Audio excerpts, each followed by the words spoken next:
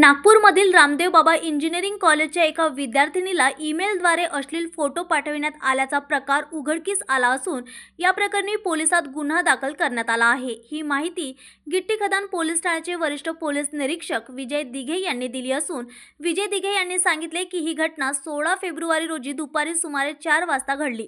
विद्यार्थिनीला अज्ञात व्यक्तीकडून ईमेलद्वारे अश्लील फोटो पाठविण्यात आले, ज्यामुळे ती मानसिकदृष्ट्या त्रस्त झाली। तक्रार प्राप्त होताच पोलिसांनी तत्काळ आरोपी विरुद्ध गुन्हा दाखल केला असून सायबर क्राईमच्या माध्यमातून आरोपीचा शोध घेण्याचे प्रयत्न सुरू आहेत। सध्या या प्रकरणाचा तांत्रिक तपास सुरू असून ईमेल आयडी, IP ॲड्रेस आणि डिजिटल पुरावे तपासले जात आहेत। महाविद्यालयीन विद्यार्थ्याच्या सुरक्षिततेचा प्रश्न पुन्हा एकदा ऐरणीवर आला असून अशा प्रकारच्या सायबर गुन्ह्यांवर कठोर कारवाईची गरज असल्याचं पोलिसांनी स्पष्ट केलं आहे। पोलिसांकडून पुढील तपास सुरू असून लवकरच आरोपीला अटक करण्यात येण्याची शक्यता देखील वर्तवली जात आहे। आपल्या गिट्टी खदान पोलीस स्टेशनच्या हद्दीमध्ये रामदेव बाबा इंजिनिअरिंग स्कूल आहे, त्यामध्ये एक विद्यार्थिनी आहे। तर तिला एक अननोन व्यक्तीकडनं ईमेल आलेला आहे, त्यामध्ये तिला